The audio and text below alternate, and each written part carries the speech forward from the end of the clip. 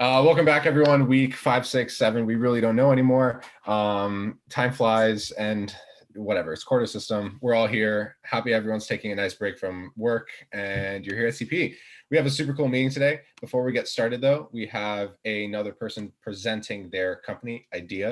So I'm going to give the floor to Julie, and she's going to tell you about her super cool idea. Hi, everyone. Just give me 1 second. All right. Can you see my screen? Yep, you're good. Okay, cool. Just a quick introduction. My name is Julie Arnett. I am a co-founder at Celebrate. Super excited to be here. But one thing I just wanted to start off with is just by a show of hands, I think you can use the participants button. Let me know if you can remember either a really great gift that you've received or given. Okay, we have a couple hands. Awesome. So that is great. I really hope that you've all had positive experiences with gift giving. But gift giving can also actually be really difficult. I know personally it's really stressful because I try to find gifts that I want that people are actually going to enjoy and use, and it can just be a stressful process. So if you're one of those people who really struggles with finding gifts, you are not alone. In fact, 84% of consumers struggle with finding gifts.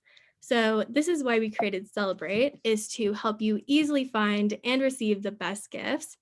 We do this in a couple ways. Number one is with our interest boards. So we use interest boards to let you show other people what you really want to receive.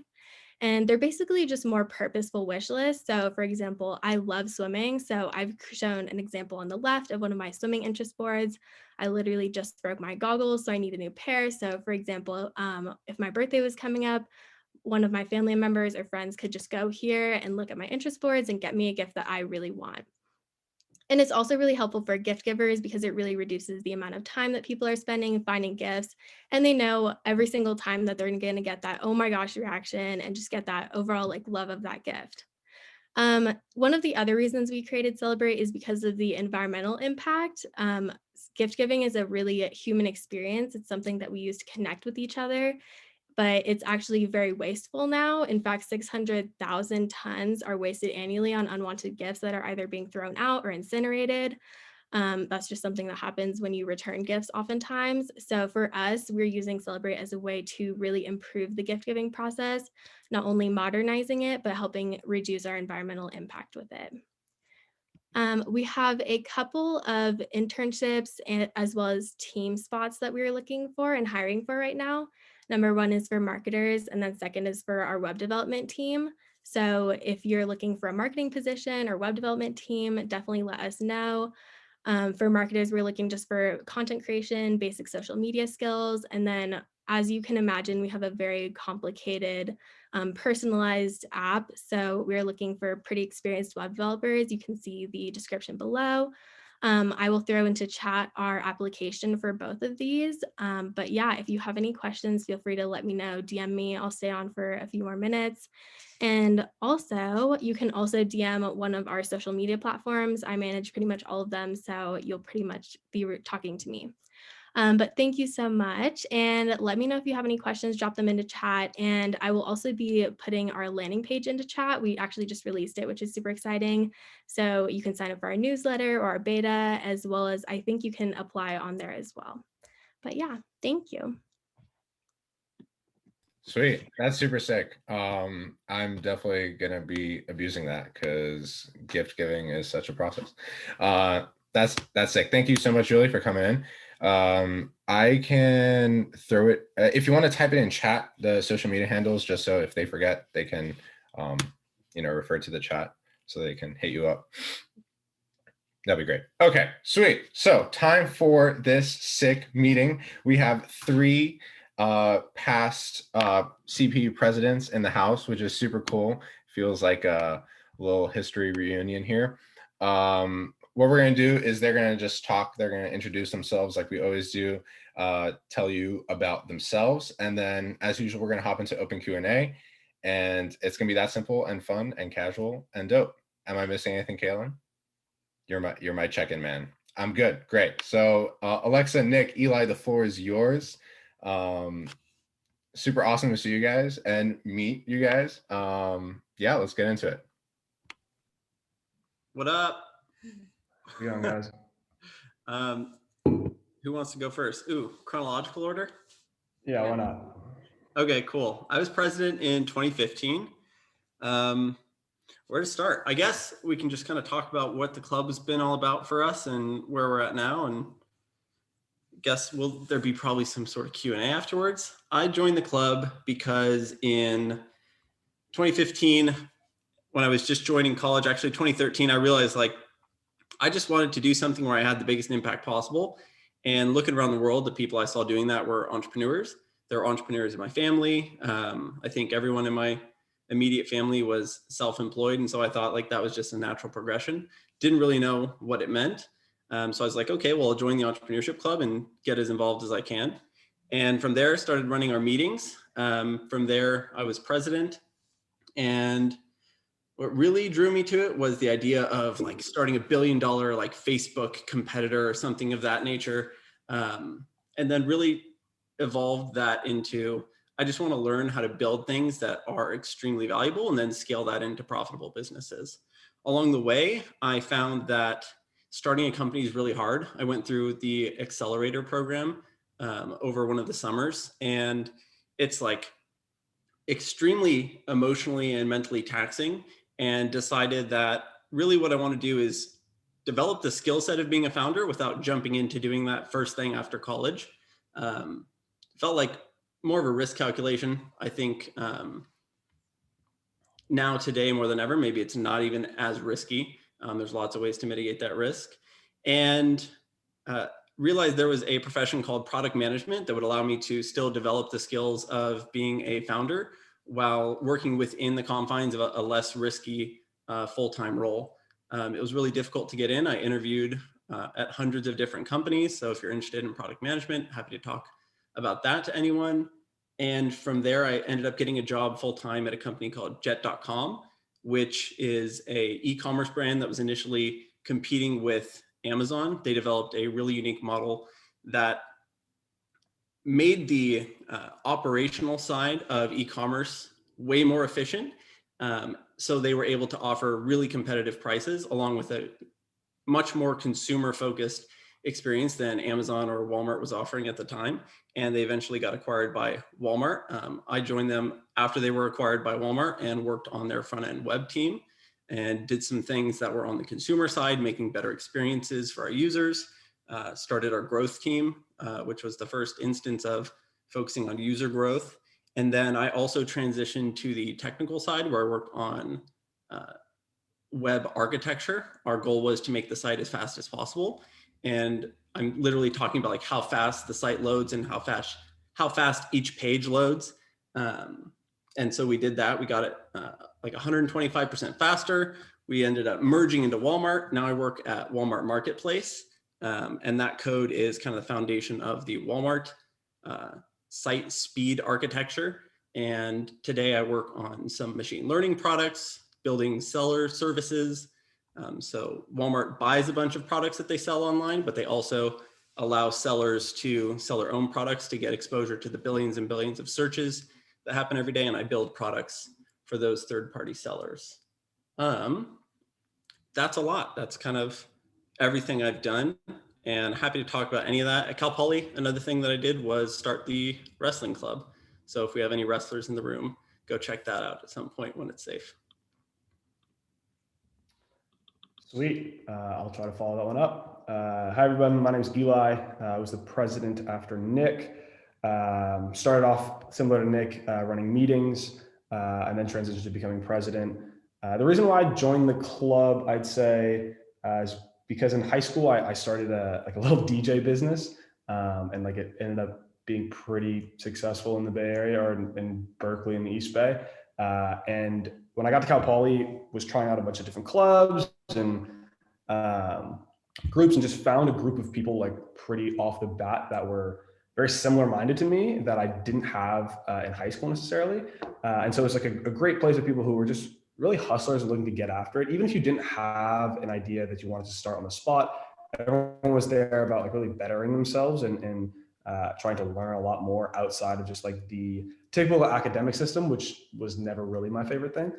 So in my time there, started with meetings, jumped to president, also went through the accelerator the same time as Nick. We also both went to Draper University for a quarter. What else? In my time there, I also helped start TEDx Cal Poly, which we turned into TEDx San Luis Obispo. I think that's still going. And then, let's see, I graduated in winter 2018, took like 5 months to do a little around the world trip. When I got back, I joined this company called Segment and joined their sales team. I think I was employee number 300. And I've been there for about 2.5 years now, just building out a lot of their sales processes and being an individual contributor as well. Since then, we actually recently got acquired by Twilio a couple months back. So that's been a crazy ride. It's been a lot of fun.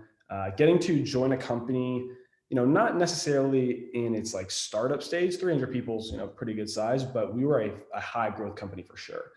So things were constantly moving and breaking, and we were building out processes to get to a place where ideally we were going to IPO, but saw a way to strategically partner and become acquired by Twilio to keep pushing the mission that they have, which is really to provide individuals or businesses a better customer experience with their users. So for those of you who don't know what Segment is, Segment's a customer data platform. Essentially, what we help businesses do is collect data on all their customers from the number of different touch points that they originate. So for instance, like Nike's a customer of ours.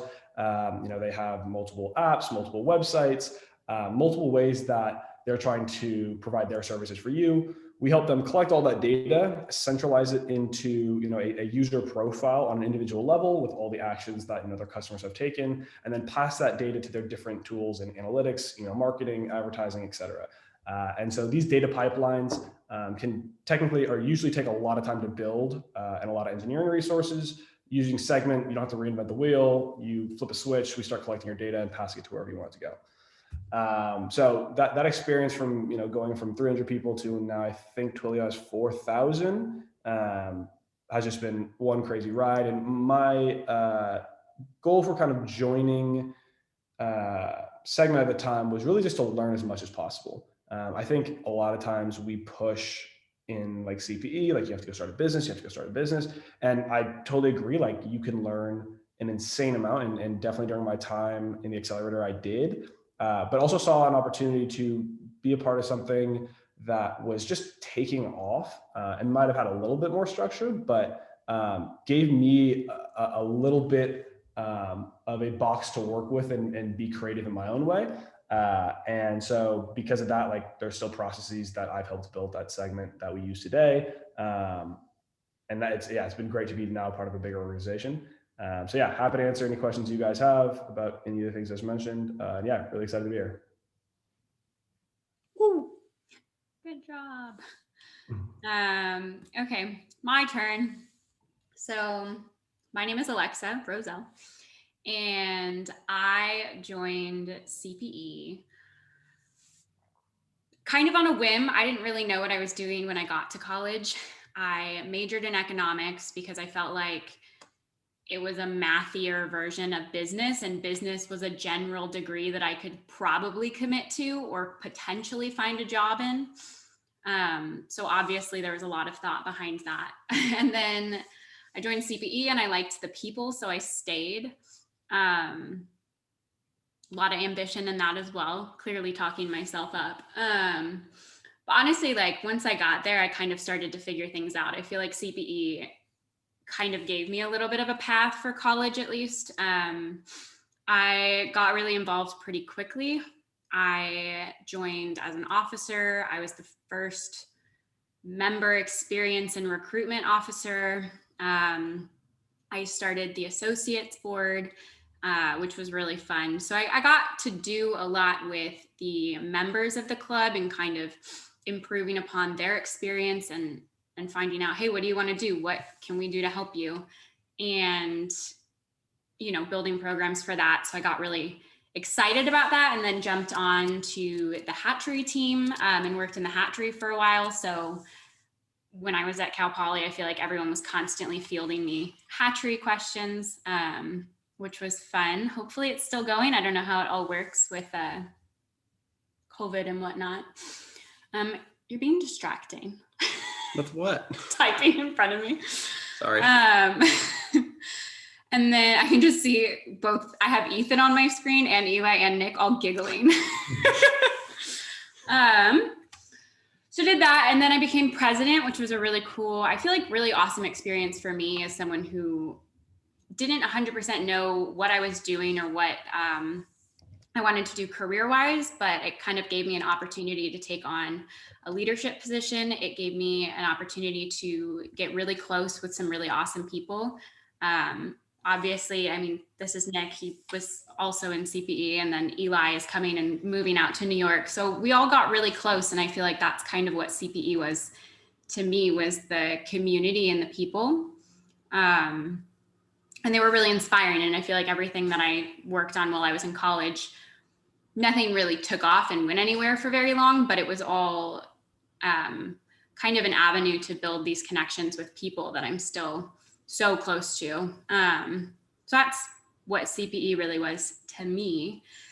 And then I graduated in 2018, a year early, because I was like, I don't know what I'm doing here. Let's go not know what I'm doing somewhere else.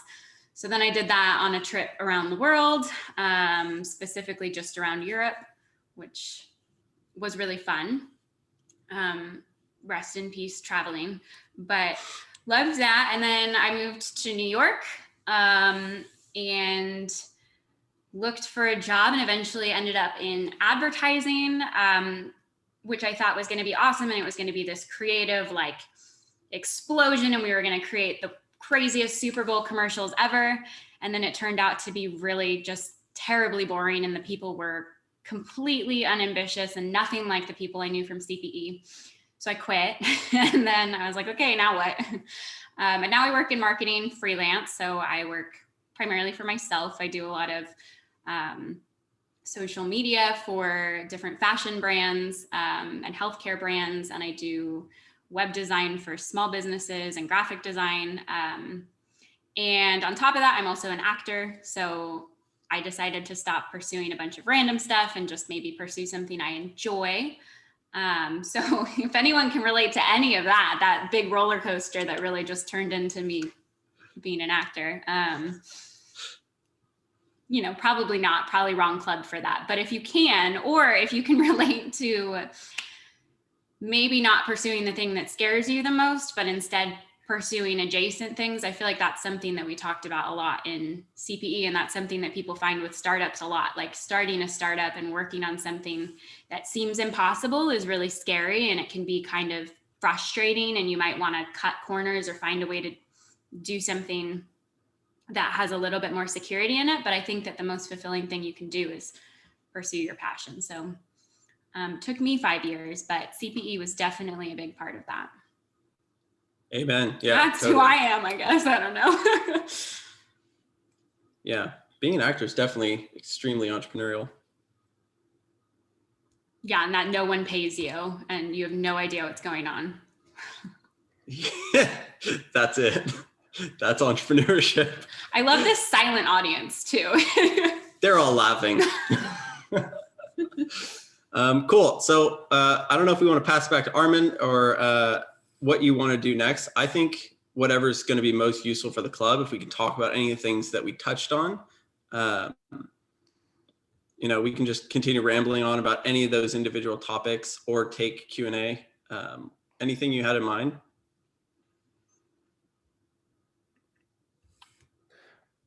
While he's figuring that out, one thing I would say is that like you guys have 3 people who were like literally in your shoes not too long ago and probably having a lot of some of the same thoughts that you guys were having. And so like, please feel free to unload and ask us like whatever questions you guys have, because I know that all of us were really torn between a ton of different things we wanted to do post-grad. And so, and like what to do with our time while we were in Cal Poly as well. So like, feel free to ask whatever. Okay, yeah, it looks like Armand had some technical difficulties, so I'll step in here. But we'll just go into Q&A as normal. So some people have queued up questions in the chat, so we'll go ahead and call people's names. They ask their question, and then Nick, Eli, and Alexa, you can go ahead and answer, and we'll just keep going there. So I think, Edward, you've got the first question. Or does Ethan want to ask a question? Maybe. He already has one. It's okay. I have no priority. I'm not paying tuition anymore, so it's fine. Dude, Eli should answer. What was the Palm House? Oh man, the Palm House. Dude, The that was Palm your House brainchild. was a magical place. That makes it sound really weird. So essentially, there was a group of us who all went to Draper together. And for those who don't know, Draper University was a startup school where a billionaire, Tim Draper, bought out a 5-story, 10-story hotel, maybe a little bigger, in San Mateo. And every quarter would invite a group of individuals, not necessarily from colleges, from all around the world, to come participate in this entrepreneurship school that he did. Cal Poly somehow finessed our way in there so that 14 of us got to go and 14 international students went. And while I can't say I learned the most about entrepreneurship there, I did make a lot of really good lifetime friends and connections. Some of which, in traveling around the world, I've stayed on people's couches. And that was 4 years later. And so a group of us from Cal Poly who all just really clicked and hit it off, decided to get a house together on Palm and Pepper. Thank you. That was my address. And so it was a great place to really have the Draper experience and have a house full of hustlers all kind of relocate back to San Luis Obispo. And honestly, I think for all of us here, it had a huge impact on the next 2 years that we kind of had at Cal Poly, because when you're surrounded by like-minded people and people who can really push you and like to work hard and play hard, it's a lot easier than working in a vacuum. And so I think we all supported one another in the different startups that we were working on, but also made sure we went and had a good time because we were all living on the same property essentially. And so Ethan was there. I mean, it was, good old time. Yeah, one thing I'll say, just reflecting on it now, I definitely felt like it was a pivotal moment in my life, and it makes a lot of sense. You see people trying to construct the same value. One of the most well-known accelerators in the world, Y Combinator, Navy SEALs, any other tight-knit community that's focused on excellence has kind of said it over and over again that you become the average of the people that you're around, and it's much easier to let yourself down than it is to let a bunch of other people down around you who you share common values with. And so when you're in the Navy SEALs, when you're in Y Combinator, the value is a lot from the fact that we are all going to hold ourselves to extremely high standards. And not saying that, we ever reach Navy SEAL levels at Palm House, but I think it's definitely something that I'm very thankful for looking back at my college experience, and definitely something that if I'm talking to someone who's in college now, would recommend that they go out of their way to find that group of people for themselves, because it can get you to a place that has compounding effects. By being around these people, you can push someone to be more, and therefore them being more can help push you to be even more than you were before. And anytime you have an opportunity for compounding effects like that, you should definitely go out of your way to get it into your life. So yeah, that's my takeaway from that. And it's fun. That too. Which improves your quality of life. That's not just oh, go have fun. No, it's fun. You will be happier. That's awesome too. Should we move on to the next one? To all panelists, what is the best thing? Oh no, does he ask ourselves? Ask us? Yeah, we'll get some group participation. So we'll get the people asking the questions in chat to get their voice on. Edward, I'm so sorry. I stole your line. Go ahead. No worries. Don't worry about it. So to all panelists, first of all, thanks for being here. Second of all, obviously this club has taken you in all different directions. For each of you, what was kind of the biggest takeaway from CPE? I can go first. Yeah. We say this all the time, but the mindset of ask for forgiveness, not permission, has served me so much while at Cal Poly, but even throughout the rest of my life. When we were at CPE, we pushed the limit on everything we could do. And anything they said we couldn't do, we still tried until we proved to ourselves we couldn't do it. And I just think the world is kind of like that too, right? There are so many things that rules in place that are meant for the people who really choose to follow them. And I think from CPE, like we always just push ourselves and kind of question the status quo of like, well, why can't we do this? Now, sometimes that gets you into trouble, like spray painting CPE logos throughout the school, and you think it's chalk, but it's really not. So you have to go power wash it later and then repaint the wall to make it seem like the club did nothing wrong. But still makes a really good story at the end of the day. So, and I think like also like made a really big success out of the first starter career fair from that marketing plan. And so I think from that, like, and being around a bunch of people who had that same mentality as well, just gave me the confidence to understand that like rules are meant to be bent and broken. And like worst case scenario, well, not worst case, but like a lot of times you say, I'm sorry, and you move on. But it's opened up a lot of doors for me. Even just like doing fun things in life, like sneaking onto like private beaches that you think you can't go to, or like, I don't know, hop the fence to go into like I'm giving really, really bad life advice right now, but it opens the door to a lot more possibilities. The law, greatest takeaway from CPE. Yeah, what? To piggyback off of that idea, but in a less breaking the law Felonious kind way. of, yeah, that doesn't end you up in prison. I also think like not limiting yourself and constantly telling yourself, I can't do that. I think for me, I felt like there were all these things you can do in the world, and then there are other people who can do other things that are bigger and better, or I'm not in that area. So, you know, I don't know, whatever. You're just constantly making excuses for yourself on why you can't do things. And I think that the mindset of CPE, the people, just the whole culture of the club really taught me like, there's nothing you can't do. And if you really want to do something, just go figure it out and do it. And you can ask questions and you can fail.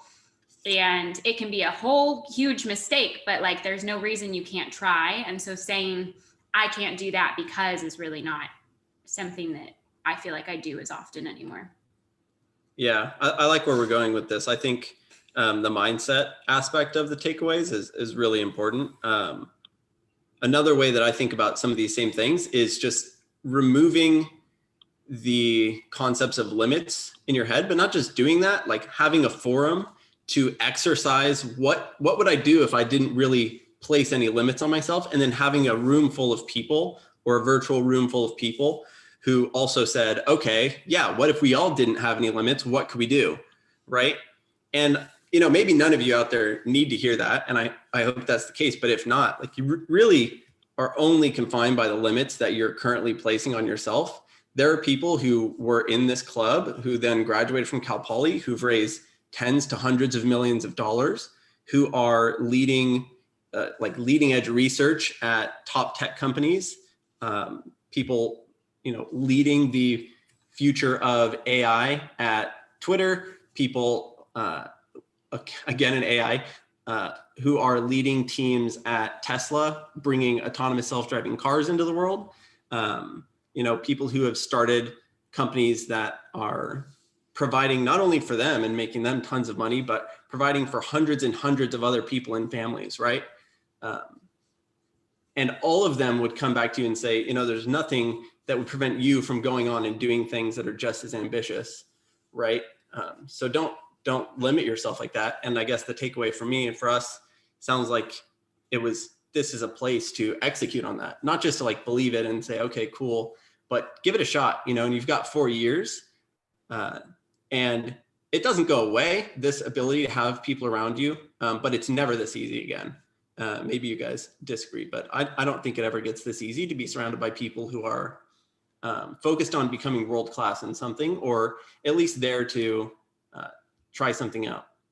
I think we're actually all chasing that in a way again. You know what I mean? Like, I think there was a period of time where it was just such a good mix of, I don't know, all the right people in a room to have us be highly motivated to push us to do like the craziest things we could think of. And like, I know to this day, like I am searching for that again. And that's why I'm moving to New York to live with Nick and Alexa tomorrow. House part 2. Our door is always open to anyone from CPE. Yeah, come small to New groups York at a time. Yeah. Or just pile in. Why not? Next CPE meeting at our place. The things we're saying, no, please don't all pile into our apartment. Do it. And don't break the law. Do it. Awesome. Right. We have Lane next, so go ahead, Lane. Hey guys, thank you for being here. You're a passionate group, which I appreciate, and everybody can respect and love. My question kind of has to do with that one. I was wondering what you guys' biggest regrets were in college, related to entrepreneurship or not. Is there anything you wish you took advantage of that you didn't? I like regrets. I'll go. I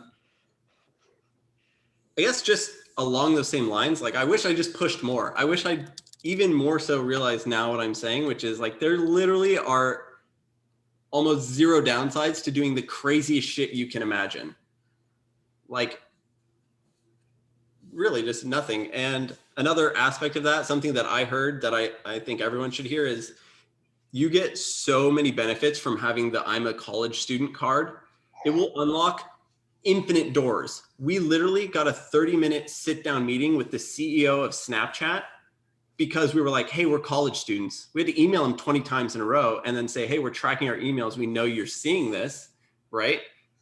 Full credit to Cam Weesey. I like that we're taking credit for it. Full credit to Cam Weesey. But like just saying, I'm a college student and I want to do this, you know, like that'll unlock infinite doors. It's also the ultimate get regrets not pushing that more to the limit, like not getting enough no's. Alexa, you want to go?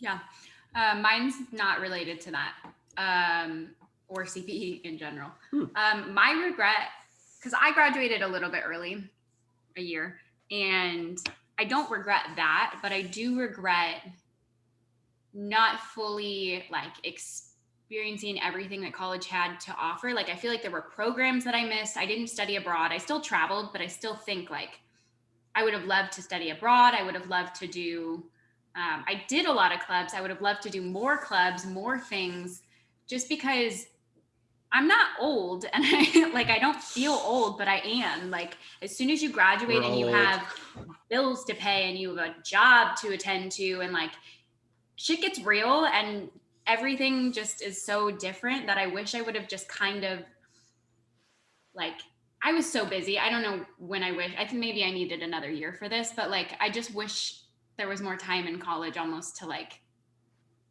do more and fully take advantage of everything that you can only do when you're in college. Clubs don't exist in the same way afterwards. Like there's a ton of free stuff you can do, all the free food, like traveling, everything. I just take advantage of every little bit you can get.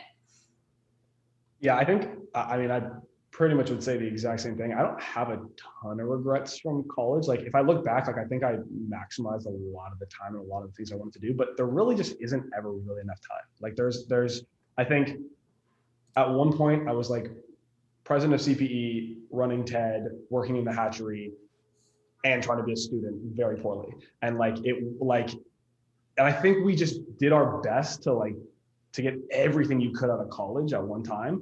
And I think the one regret I have is like, I didn't study abroad either, but there was no time. Like there wasn't a quarter that I could have taken. I spent an extra quarter at Cal Poly, starting TEDx San Luis Obispo. And that's like, I'm about like maximizing experiences. And I think that's one experience that I'll never get to have again, that I'll always think about. I got to go travel afterwards, which is a whole nother experience and wouldn't change that for the world.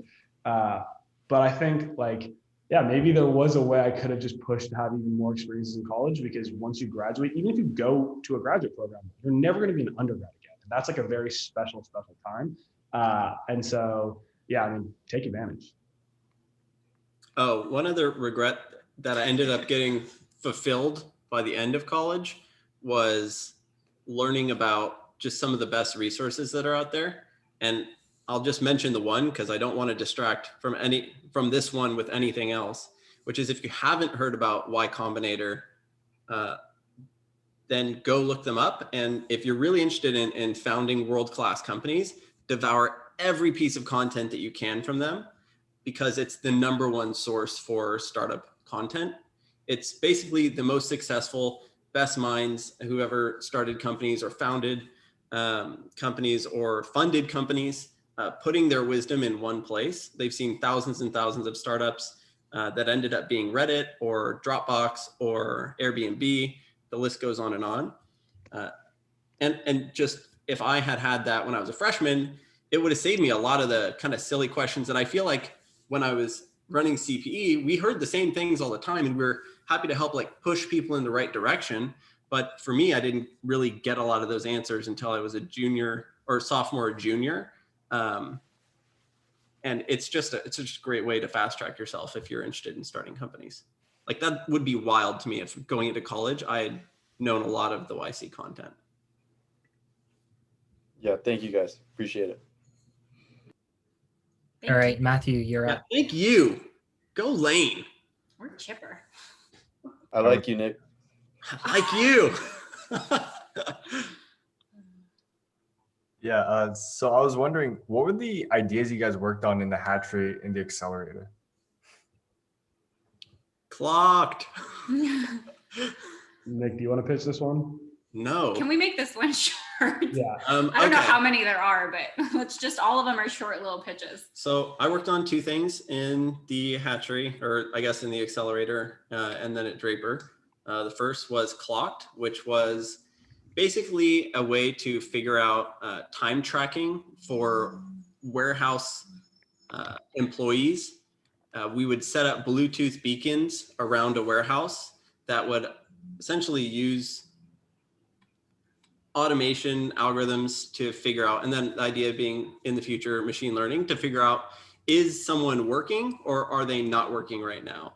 The problem that was aiming at solving was the fact that Amazon employees would have lines out the door for hours every morning and at the end of every workday to just clock in and clock out. And that was a common problem across the US. So we were aiming to solve that with software as a service. And the next company I did was called Polyrents, which maybe some of you have heard of. I think it's still going, which aimed to make the very hectic and stressful process of finding off-campus housing after your first year of college much more painless, in fact, fully automated. And not only did we allow you to bulk apply to apartments and houses that you found appealing and exciting, we also helped tenants go landlords go paperless and manage the tenant risk profile that they were comfortable with.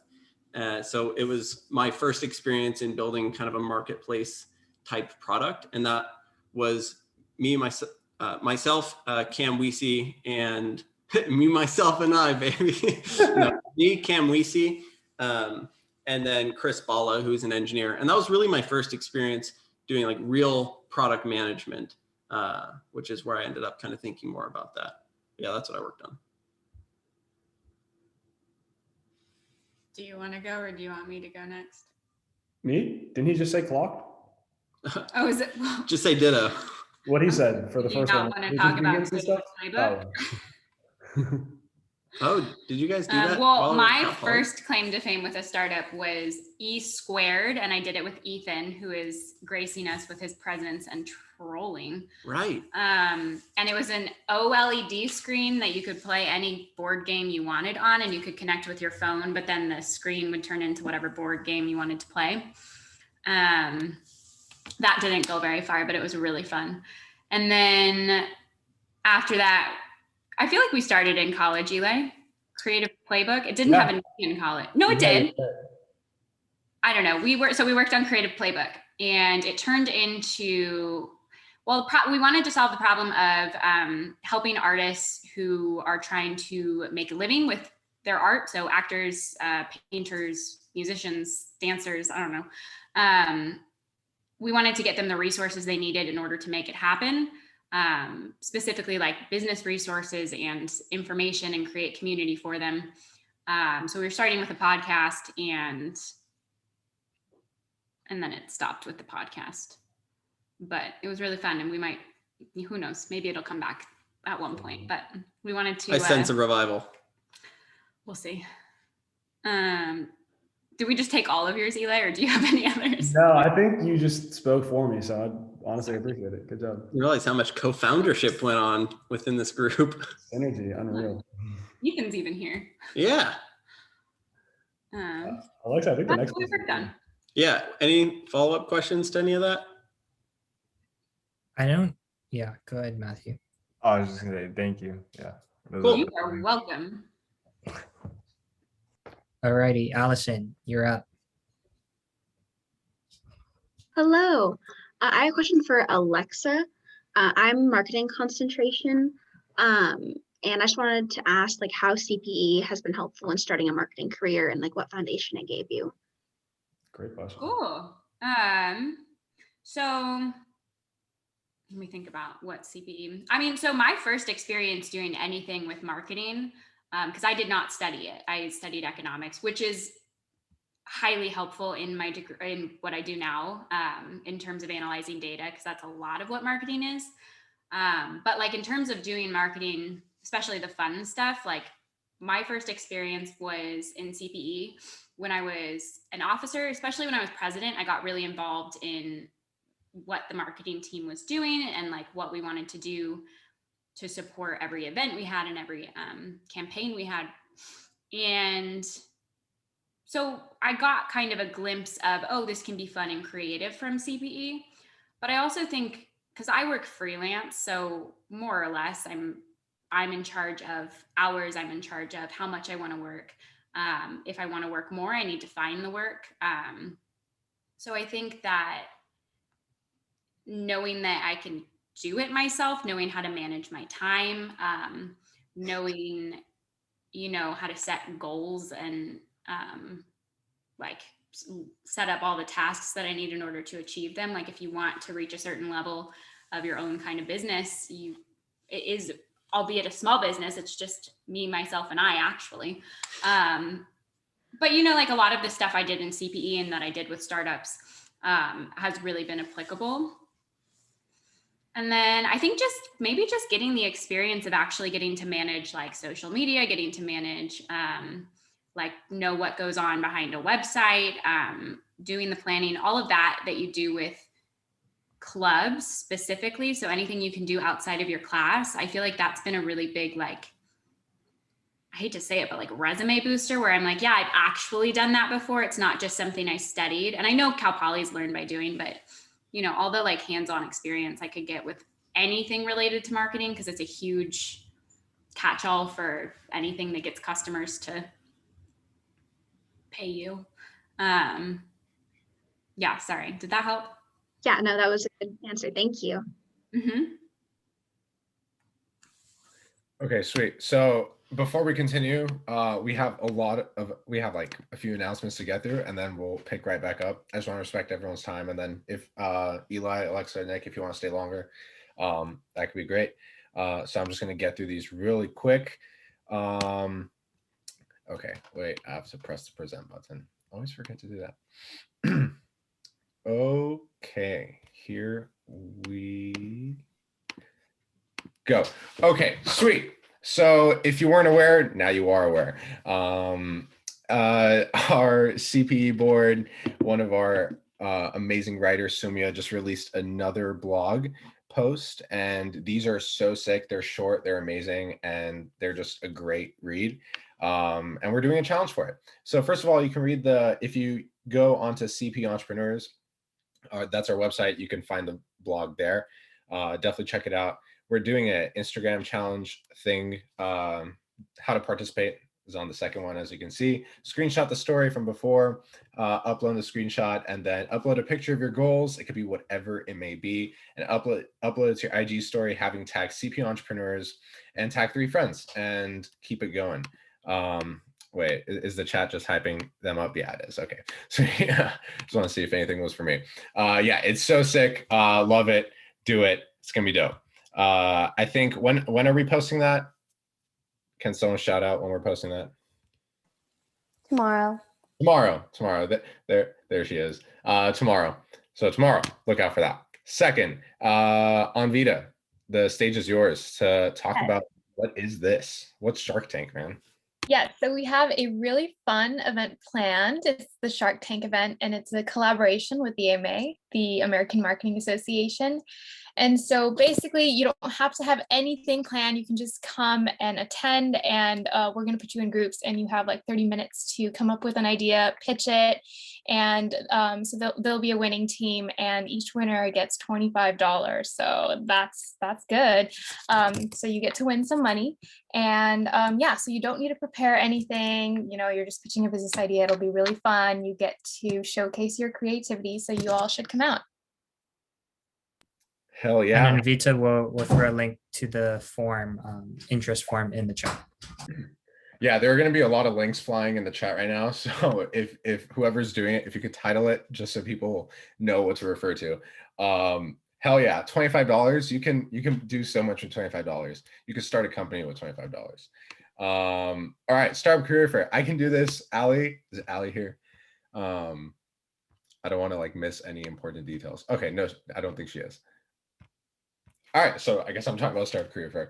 I hope I don't butcher this, but as you can see on the flyer, I put up a flyer so that I don't miss anything important. March 12th, Startup Career Fair. If you want to work for a startup, which is super dope because startups are so much more sick than corporations, Startup Career Fair, we're doing it March 12, 10 a.m. to 5 p.m. We'll link an interest form. I think that QR code scan is also, yeah, the QR code is for the interest form.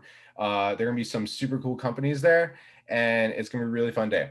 Open to all majors, so don't worry about being like entrepreneurship related or anything. Like anyone can come out. It's gonna be super sick. Kaylin, if I'm underselling this, please step in. All I got is energy on this one. Nope. Yep. Everything Armand's saying, super true. We're working hard to get you some great companies. So yeah, stay tuned for more. I'll give it a second to scan that QR code, and then I will continue. I think I have one more announcement or two more announcements. Give it a 5, 4. We'll also put the link in chat. So moving on. All right. So 2021, 2022 CPE board applications. If you want to be as cool as I am and be on the board, or as cool as Alexa, Nick, Eli, or our president here, Kaylin, and want to be on the board, then guess what? Your opportunity is here. I was getting direct messages in chat like, yo, like how can I have your position? Because you're the coolest person I know. Well, now you have the opportunity. We'll put the link in chat, fill it out. It's due February 21st. So you have, what is that? 2 weeks, less than 2 weeks. Fill it out. And yeah, I don't think there are any logistic stuff I need to say other than it's due the 21st. Again, it's open to everyone. Kaylin, you're my check-in man. Yeah, link in the chat again. Sweet. Okay, we're killing it here. We're getting through them all. We never have announcements, so this is exciting. All right, lastly, a picture didn't load. I don't know why, or has it just not loaded for me? The picture didn't load. Okay, fantastic. But it doesn't matter. Next meeting, which is week 7, 8, we don't know. We don't count time here. We're bringing in the Cliff Bar founder, Gary Erickson. Like, what crazy. Cliff Bar, like Cal Poly, you know what I'm talking about. Everyone knows Cliff Bar.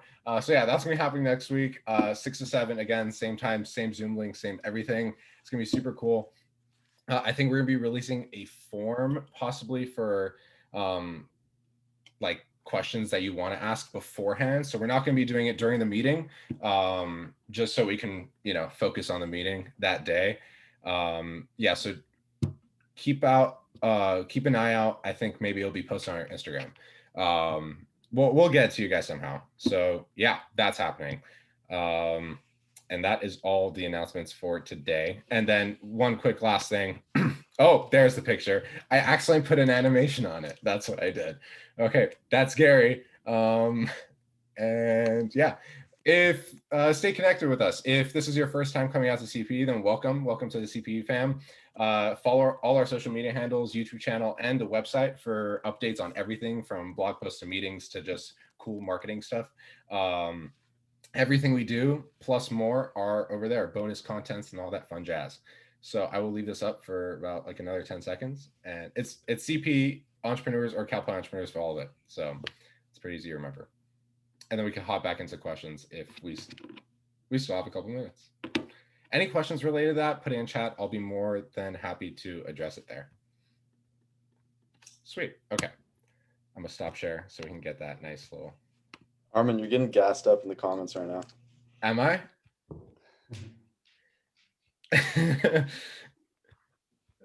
Okay, awesome. So yeah, I'll look at it. Part 2 of the conversation. Eli, Alexa, and Nick, if you guys need to step out, feel free to let us know. But we're welcome to have you for as long as you guys wish to be here.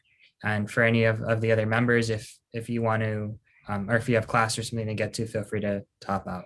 But I think Benjamin, you're next on the questions, so go for it.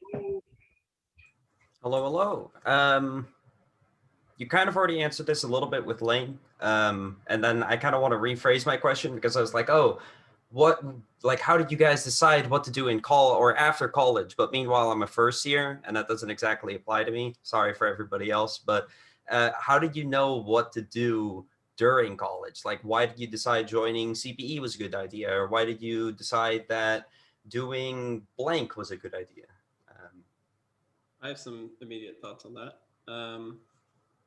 This is actually something that changed as I matured. So it might be interesting to reflect on this, which is that I've always been very outcome focused, like 10 years out focused.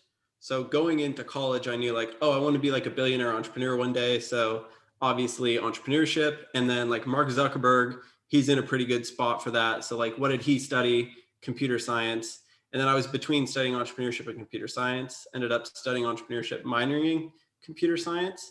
And that's basically how I like made decisions in my life, which I think is very good for being hyper focused around achieving something. I think focus is really good.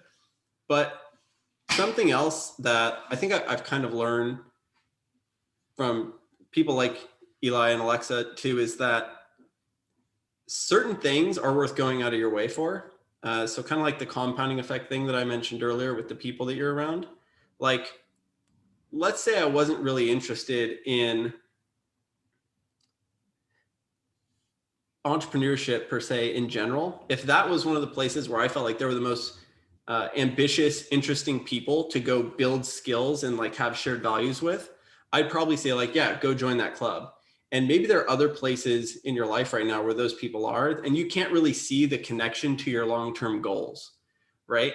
I would say that as long as you can see that you're like leveling up in your like stats and your skills, and you're developing relationships with people that you think are like really, really going to go do some amazing things, that's something that I would say would kind of break that rule for me. And that's one that I'm certain about now. Why I'm saying this is because I think that there are probably some other things that are like that, and you want to listen to your gut for those. But how did I decide to do what I did in college? I had like a 10-year goal, plan, whatever, and I worked backwards from that. So if I want to be a world-class founder, how do I do that? Go try to do it directly. That matured into, well, do product management. I can develop those skills. And then from there, I can go be a founder. And that's kind of the journey that I'm on still. But the alteration that I'm saying you should make is try to be around people who are just really, really good in general, even if you see no way to them, connecting to this 10-year plan. Like, oh, this guy's not an engineer. He's like an artist. And like, I need engineers for my startup. Like, don't limit yourself in that way. Just like find brilliant people. And when you do, like, stick around them, and try to add as much value to their life as you can.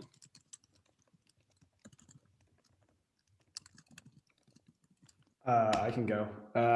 I think I'm going to actually choose to kind of answer your question on what to do post-college instead, just because this is something I like really thought about as I got close to graduating. I think kind of applies even to like what you do in college. Because for me, I was in a space of like, I just done all this entrepreneurship stuff, but I don't have an idea that like I could see wanting to take off and run with at this exact moment, right? Like I was going to go travel, I was going to go do a couple of things. And a mentor of mine that actually got through the hot house gave me a perspective of, maybe, you want to go join a small company in the future. One way to think about like where you should kind of focus your time in terms of like what skills you should develop is like, let's say a group of people are going to start a company and they're going to say, okay, we need someone who's really good at doing X, Y, Z. Oh, Benjamin's really, really good at doing X, Y, Z. Let's grab him and bring him on our team. Like, think for yourself, what would that X, Y, Z skill set be? And then go dive into that as much as you possibly can. And so like for me, like I thought about building a startup, you're either building the product or selling it. And like sales was always a skill that I thought I had some natural aptitude in, but could be applicable to like a number of different things that I wanted to do. And so I like went to go look for a company that I could just like build out the sales pillar of my skill set while learning about business. And so, and then now I think that like, if someone asked me to come run their sales team at like a startup, I'm like pretty confident I could go do that. And that's like a great way to be able to provide value for a business, whether you're starting yourself or joining another one. So I would maybe challenge you to think about, if you are thinking that far out, even though you're just a freshman, which I was the exact same way, think about like what skill you would want to be known to be pulled in for to help start a business, even if you aren't like starting it yourself. Yeah, that's awesome advice. Thank you. I appreciate it. I have a question. So for everyone that stayed this far, I feel like this is relevant because there's a new application for CPE board, right? That's really cool. I was on the board for 2 years. I was actually under Eli and Alexa, their terms, so I can speak to that. But my question is that for people who are interested in joining CPE and being an officer, what do you guys say to that experience of being an officer of such a big momentous club at Cal Poly? Was being a president or officer a life-changing experience for you? Yes. I can dive in a little bit more on that. Just for me in particular, like I think I found out that I love leadership through CPE. So I didn't mean to cut you off, Alexa. I didn't know if you were going to just drop in. I literally think she just had guests. That was it. But no, you go. Oh, okay. Okay, whatever. Anyways, but I do think that it really was. And like, especially for leadership is something that's like interestingly talked about because it's not like a technical skill necessarily. Right. And so like but I do have a passion for leadership and think I found that in Segment. And so I found that like, you know, there's a lot of pressure, but it's also a lot of fun and there's a lot of like on your shoulders, but you can also help build up a lot of other people. And I think that was the thing that sparked me, even the accountability to do meetings, right? Like that pushed me to like, okay, well, I kind of want some more accountability and I kind of want to be able to lead a larger team of people. Led me to do a lot more things that I have kind of like gone on to, I don't want to say accomplish, but partake in. And so yes, and I'd say leadership is why. Alexa? Yeah, sorry, I wasn't just going to leave it at yes, but I guess I was pondering for too long. I'm also jumpy. It's late here. So I feel like it was definitely life-changing in that like my work ethic changed after being a CPE officer. There's a different level of accountability when you're trying to accomplish huge things. Like hundreds of people are going to come to an event in like 2 months and you and a bunch of kids are going to try and figure this out and get it going. Like there's an accountability, there's a work ethic you have to have, there's an excitement.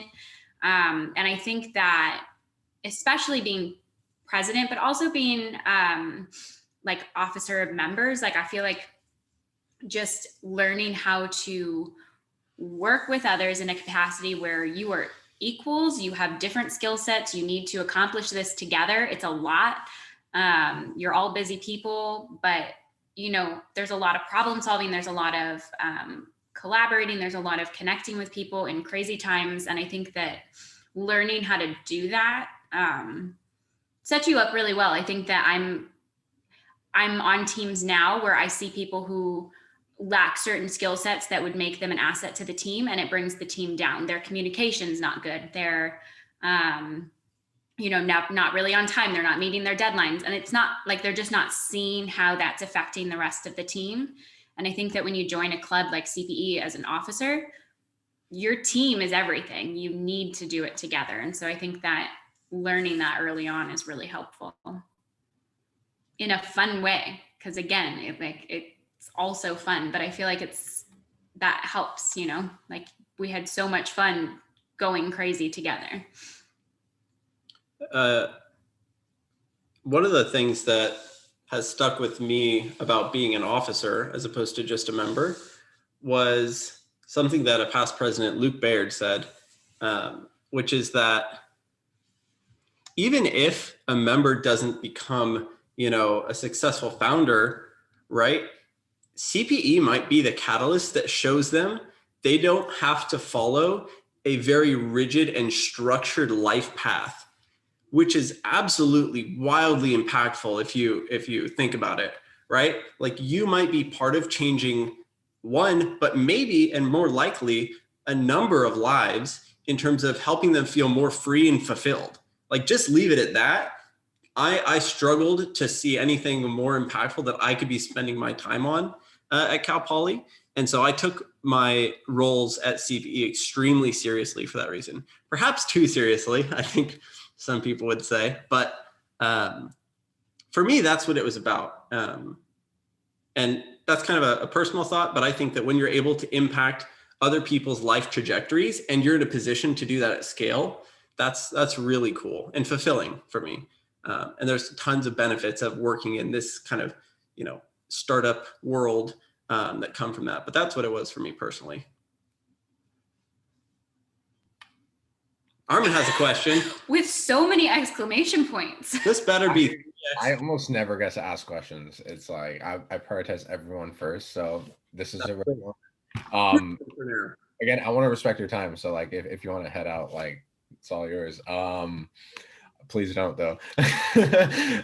My question is, all right, so y'all talked a lot about, oh yeah, we wanted to do like all these crazy stuff, like, all the big things that you just want to go out and do. As CPE officers and specifically as presidents, what were some initiatives that you really wanted to like bring to life that, didn't fall through? And why do you think they didn't fall through? That's a good one. Wait, sorry. Is the question, what are the things we like did do? No. What are some things that you really wanted to bring to life but weren't able to, and why? Oh, I have mine already. So when I was brought onto the board, we were doing tours regularly. So where you go stay overnight somewhere. And that had been going on long enough where we really wanted to do tours outside of, or like far enough away where someone was going to sponsor us to fly out there and stay out there. And we were going to have to raise a lot more money, but it would be like a whole weekend experience, maybe I think Seattle was the first place. And did you ask why it didn't happen? Yes. I think that it was a really awesome idea, but I don't think that the people that were in charge of making it happen, specifically like planning said tour, were as excited as we had been coming up with it. Because we started thinking about it. Ethan could talk on this too, actually. We started thinking about it when Eli was president. And that was one of the things that Ethan was like, I'll help raise the money. Like, we just need someone to come in and like start the tour. And I think we just passed along this idea that we had all come up with to someone else. And then they were like, this is a big undertaking. And it just kept getting pushed off. And there's always more things to do. And I think that's why it didn't happen. And there were so many things to focus on, but it would have been really cool. And I still hope you guys do it sometime. Come to New York. Ethan raised money. I remembered that. That's wild. Ethan found so much money for us too. Strategically. Just wanted to interject real quick. We did have our first out-of-state tour last winter. We went to Vegas. Whoa! So we toured some companies there. We toured UNLV's kind of like hot house area, and a few other companies. And we were also able to get tickets to a Cirque du Soleil show. So it was a really, really awesome tour. That was Jack Puella. So we're getting there. We're working our way there. Yay. That's a good step in that direction, as opposed to just being like, we're going to fly far away. That's awesome. I love that. I have a controversial one. It's pretty short, which is basically like, I didn't want to lose power of being president. Yeah, no, I just didn't want to give it up. Dictatorship. Yeah, Nick-tatorship. I didn't want to lose, period. That's it. No, I didn't want to lose the members who were so into it that they were just like, yeah, like I got this, what you're covering like every week, like I'm going to go start a company now. Like, and the resources are external to CPE, right? And CIE was pretty heavily like, yeah, they graduate and then sometimes they come back. And it was like, we kind of had this leaky bucket of people who should be staying in and circulating within the community. Why did it fall through? I mean, it's just a really hard problem to solve. But finding ways to solve that, I think is really interesting. Like, how can you keep the people starting companies within the same ecosystem as CPE and keep them coming back as like a fourth year who is, you know, got revenue and working out of the hothouse every day after class, right? Like, that was always an interesting prospect. I don't know if I have one, to be honest. You were flawless, dude. Let me Don't worry think about of it. one for you then. Yeah, go ahead, Alexa. I'm sure you can pull up a list. Yeah, Oh, there's some really good ones, though. what did I do afterwards? I don't know. All right, what's next? I was the broom after. I have one for Eli. Eli, remember you were supposed to start a whole community at the lofts. That never happened. Oh yeah. Oh. Honestly, I actually forgot about. So this would. What are the status of the lofts? Is it entrepreneurship students only, or is it like everyone? Does anyone know? Yeah, they're not gonna have the lofts anymore, sadly, because I'm not sure what the reasons are, but this year is the last year. I mean, it was So- low-key a shit show, so it kind of makes sense. But Yeah. no, Ethan, you're not wrong. Like, I think it was a missed opportunity, I think, on Cal Poly's part. Like, there was such a great opportunity to have essentially what we did at Palm House, but with a bunch of people in really nice apartments on top of Lululemon. And so but I just think I don't know. It's kind of tough. You kind of weed a lot of people out just based on pricing, and it didn't really have the take that it would have. So you're right, Ethan, that would have been sick.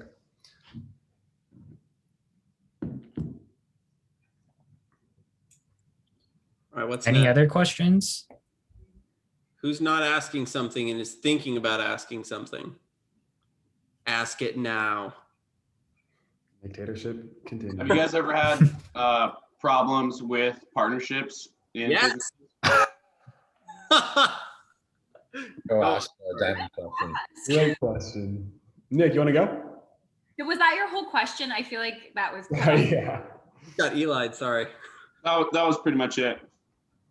Okay. Yeah, no, I got fired from both of those companies I mentioned earlier. It was very intense. Starting a company is super intense when two people really care about something and end up disagreeing on how something's being done.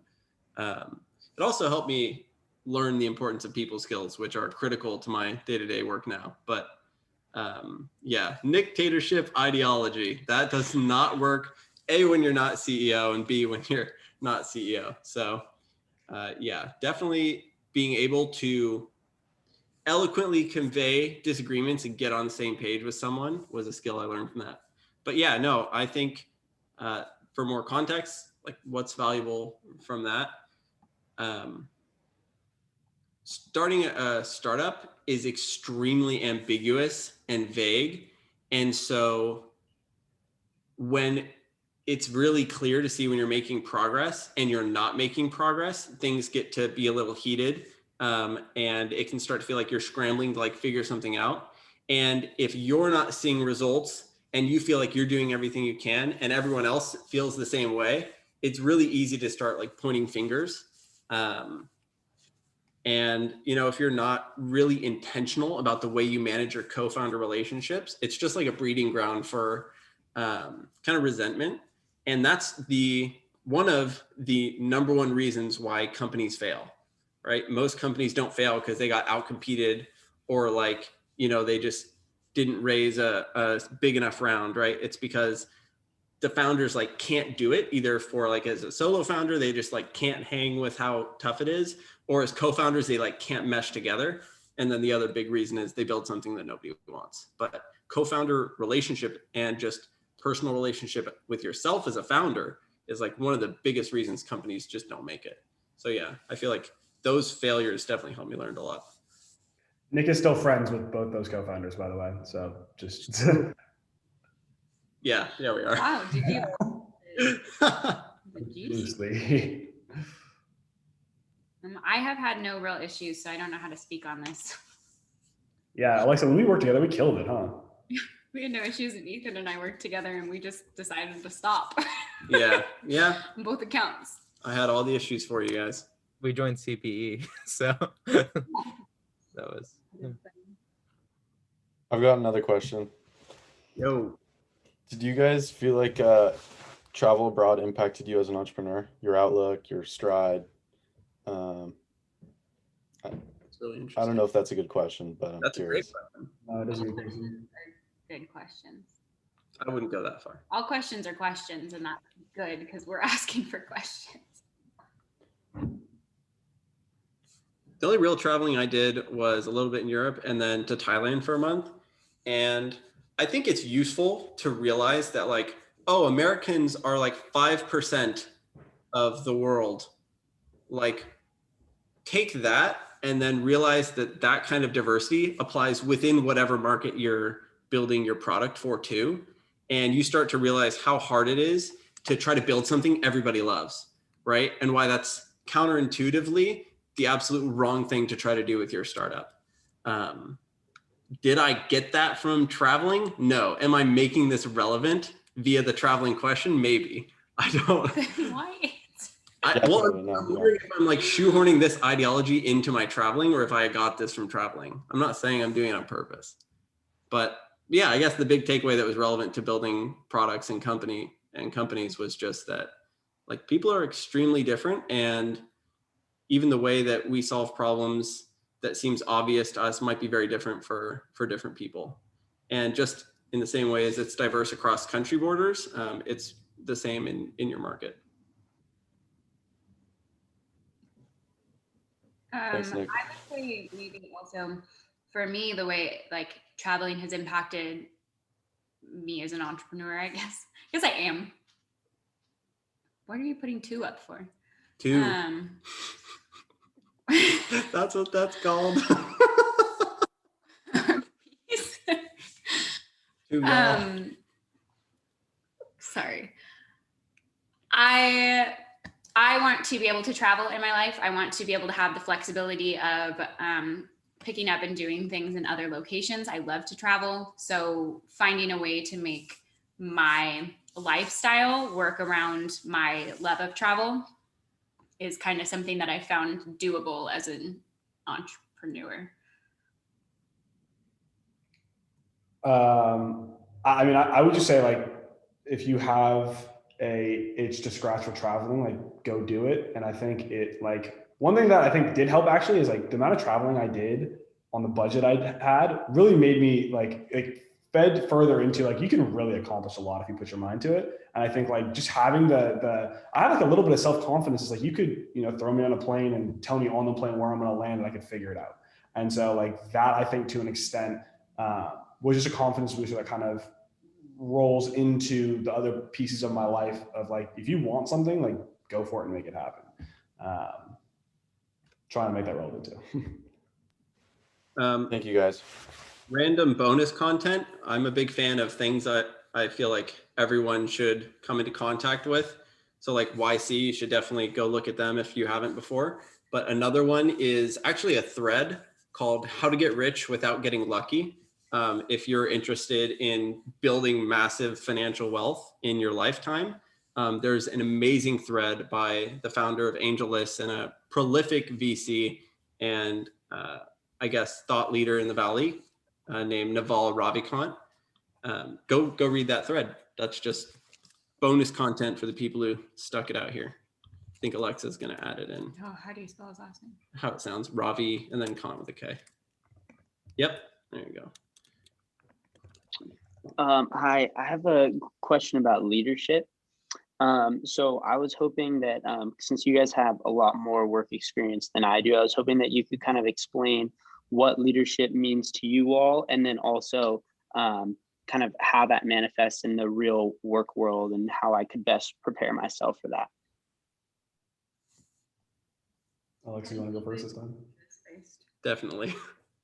I would say, you say like, what does leadership mean to me and how did it manifest in the work world? Yeah, exactly.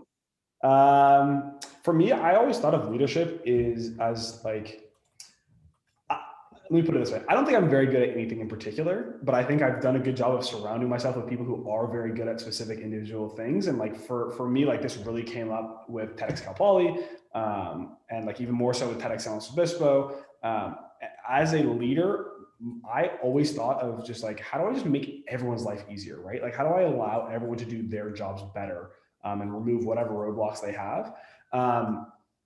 And I think taking a proactive approach to doing that, anticipating anything that's going to cause a snag or an issue. And I think taking that level of that ownership mentality for like other people as well in work, I'd say, I think I actually stood out at work because I was just looked at as someone who would see a problem and then come up with a solution like right away, right? Like I didn't say, hey, I saw this issue, like we should do something about it. It's like, hey, I saw this issue. Here are like a couple different solutions I had in mind. I actually tried to do this one, and like here's like my notes for like the one I think would be best.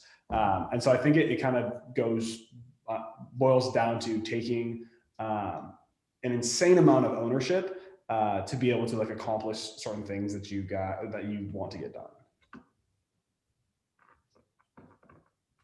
I think maybe I can add on to that a little bit is for me, like I am a really like people focused person. And I think that when you're in a position of leadership, you almost have a little bit of a duty to the people you're leading to be aware of what they're feeling, what they need, what you can do to help empower them to do what they do best, which Eli touched on. And I think that just being really in touch with the people who you're influencing is really important. So actually talking to them, actually asking them questions.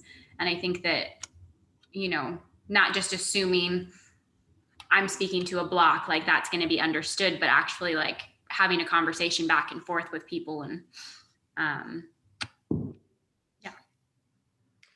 I heard something recently that I thought was really helpful in developing a mental model of what leadership is. And it was just a way to rephrase it. Like leadership gets used so much, like what does that even mean? And it was something on a list that HR managers, hiring managers are looking for in candidates. And it was not leadership, it was the ability to inspire followership. And I think that's like one of the foundational things that you have to be a leader, because, and I think there are other versions of leadership, like just being a leader for yourself and for your own life, but more so what I'm talking about with this and what I think can be relevant more often in your work life is how do you inspire followership? And that's something that's really important in my job, which is basically a situation where I have no people reporting to me, but I am still responsible for the success of a given product line. And in order to get engineers, in order to get business stakeholders, in order to get designers to come together and build the vision that I'm generating alongside them, I've got to get their buy-in and I've got to inspire their followership, maybe not even of me, sometimes of me, but a lot of times of this shared vision. And we could talk about, what does that look like? How do you approach that? But I think as a North Star, if you start with figuring out how do I get better at doing that, and you're just really clear on that, that's a good place to start. And for me, I feel like I've had to get a lot better at doing that. To me, it starts with how do I become as empathetic as possible? So even to break that down one more level, like if your goal is, okay, how do I inspire followership? That I think starts with, okay, how do I become the kind of person who's hyper empathetic to the needs of others, to the sentiment of others, to where people are coming from. And then from there, I think the strategy, the how can kind of start to take care of itself.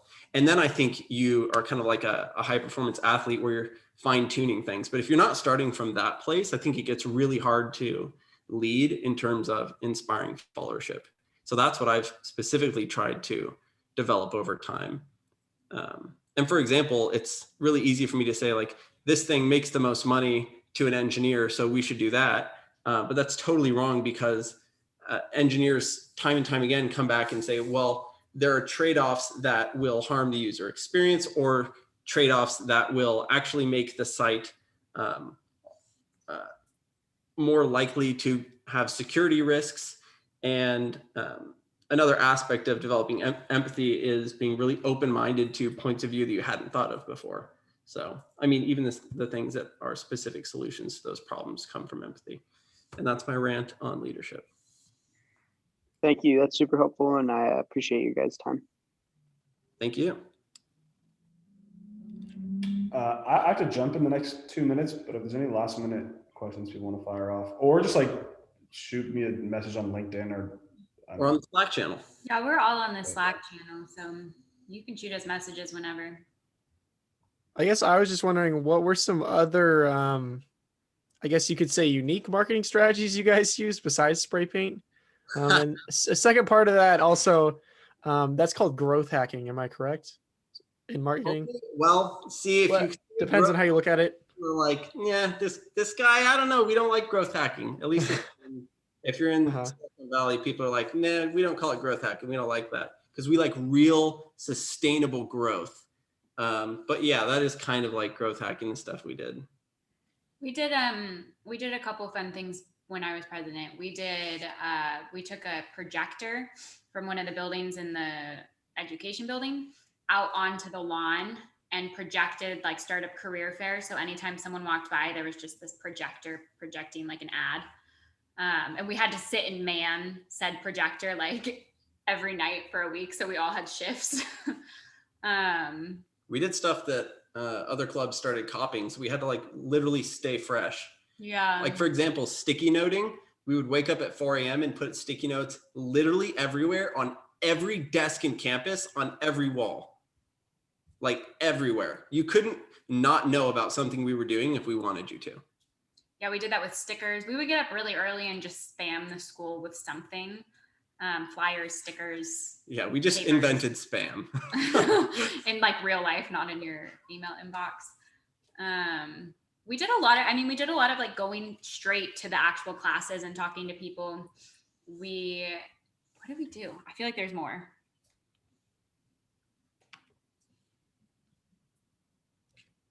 In fact, I'm butchering some really good ideas and I know it.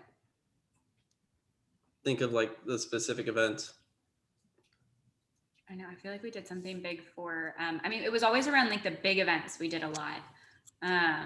We always did the booths and I know we like. Oh, like we gave away tons of money for the elevator pitch competition. Oh, that's another big draw is we just had huge prizes for a couple of the events we did. Like for, what does the elevator pitch feed into or used to? The technical pitch competition. IQ, Innovation Quest.